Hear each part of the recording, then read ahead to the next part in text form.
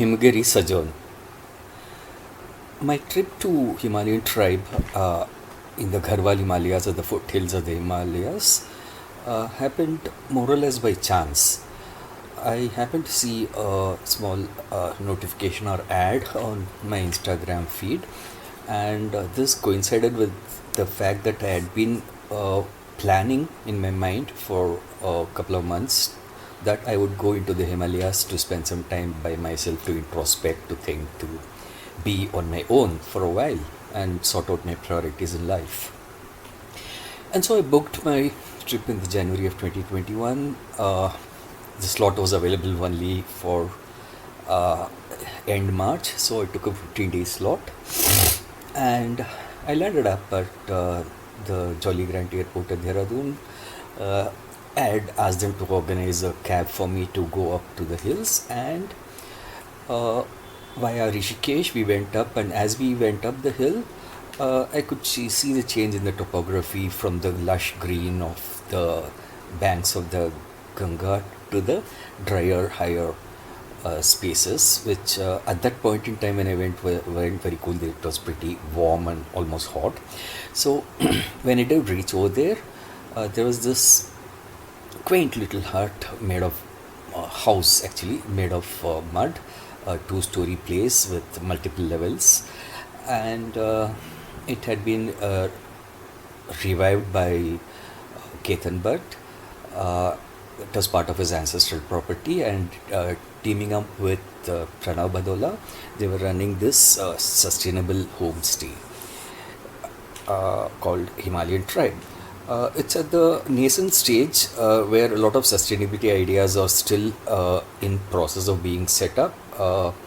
The pandemic put a spoke in the wheels for a while, but yes, there are fields over there that uh, where they grow vegetables.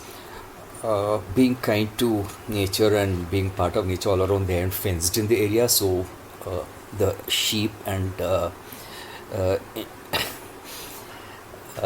the some wild sheep also come and eat up all the crops. So at this point in time, we source our vegetables and we cook there on our own. I was more or less the only person for those 15 days, except for itinerant people who came and went. In fact, I met a total of, I mean, there was one family of four. There was a youngster, and there was another youngster who stayed there for short whiles. But more or less, I was there. There are three sets of friends who came in for overnight stays, and each was a different experience. It was great interacting with all those people, but in some, it was primarily me and myself, with off and on a little bit of Ketan. So I was initially in this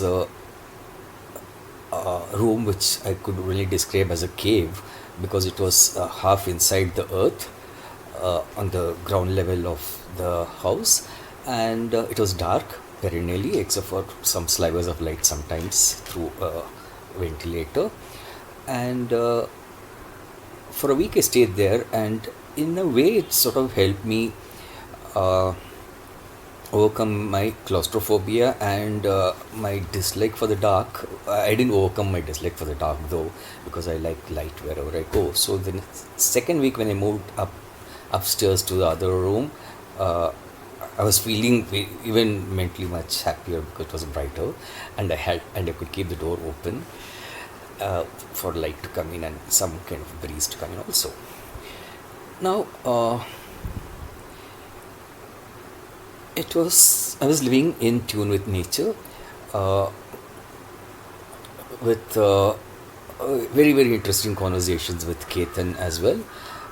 Food which is extremely simple. I uh, really, really wanted to try the very, very local food, which even the locals have sort of started moving away. So he kindly arranged for a local lady to come and cook some local foods, and mostly they are certain kinds of pulses which are ground and made into different kinds of dishes, which were a delight to eat.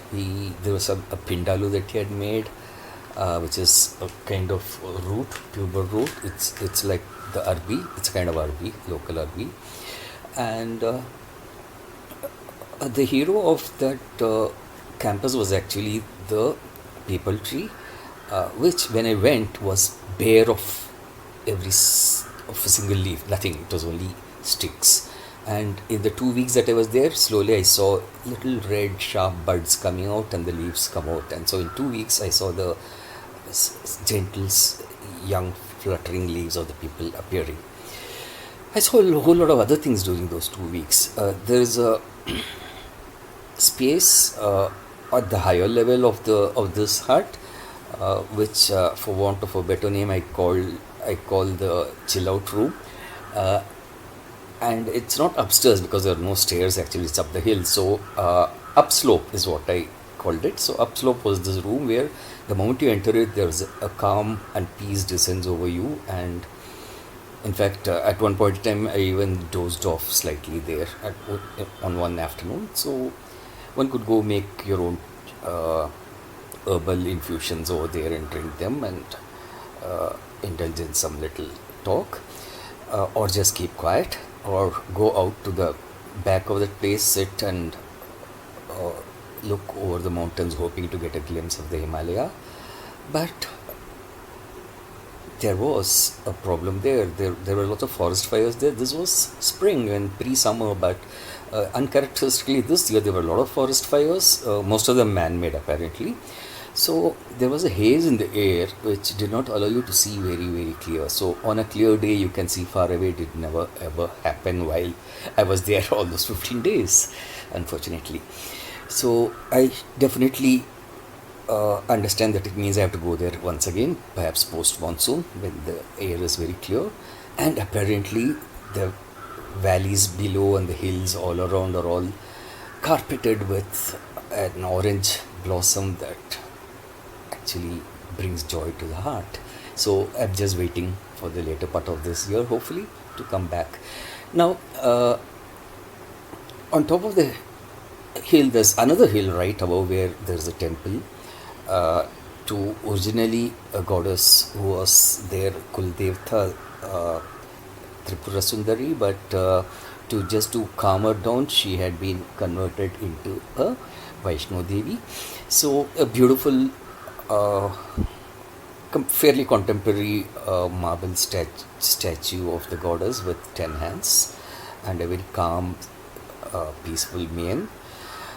I It was a nice place to sit around to meditate and look all around at the hills, blue hills all around. The vista was tremendous. Birds around. Bird song always greets you wherever you go. The morning, that's what greets you. That's your alarm. Bird song greets you. And in the night, when you go out to do your little job in the restroom that is outside the uh, hut, you always have to be very careful that there are no wild animals, leopards, because the whole land is contiguous with uh, the Rajasthan National Park right down in the valley. So there is a fear of what they call Vag over there. So I didn't see Vag, nor did I see the wild deer over there, which is unfortunate. Uh, but in any case, I saw a whole lot of beautiful thieving magpies with their long tails and their glorious foliage and that bright orange beaks pecking around. A whole lot of babblers and books and twits and tits. The birds were many. We were a couple of days visited by monkeys. There were a couple of huge local squirrels that were resident in lychee tree close by. Uh, there was a tree, a badam tree which had flowered before I had come, so it was fruiting at that time. So I was at the intermediate stage. If I had come earlier, I'd have seen the flowers. If I had gone later, I'd have got the fruit. A lot of mango trees which were not yet fruiting, but they were flowering, and the weather was very interesting. It just went from blinding, glaring heat during the day to chill at night. For a person from the Konkan coastline, this was not very conducive to health, but I managed to brave them. And most afternoons there was also a wild wind. There was a beautiful typhoon the second day was there, which generally blew everything out of shape. And I got the time, the space, the energy, and the inspiration to do something which I always love, and that is to paint. So, taking permission from Ketan, I ornamented the walls of the hut with tribal motifs, but tribal motifs from Maharashtra, from the Varli tribe. So I had one entire panel which was a daytime activity with the sun, and another entire panel which was the nighttime activity. So the life of village people during the day, what they do, how they enjoy life, how they work, how they cry, how they dance, and how they do as the day progresses, how they work at home, how they work outside in the fields, how they carry goods in their bullock carts, how the children play, how the animals are one with them and they are one with the animals, and how sleep is so very important to them. So it was work, play, sleep, eat, and enjoy life. So that was happening there. And inside, I did a combination of the Tibari Uttarakhand style colors along with the uh, Varli style of drawings for the doorways and the windows, as well as a Madhubani style uh, figure of Ardhanarishwar, half woman, half man, Shiva and Parvati, who stand for the oneness of all uh, humanity, godliness, whatever you may call it. How the male and female principles are ultimately one, and their joining together is the ultimate aim and joy and ananda that you find in life. A very pleasant stay in all, I would say. Uh, I mean, the mind always wants more, so I'll probably come back again when it's wetter, when it's greener, when the skies are clearer, and when there are more flowers. But I most certainly want to come here again. And thank you, Himalayan tribe, for setting this up.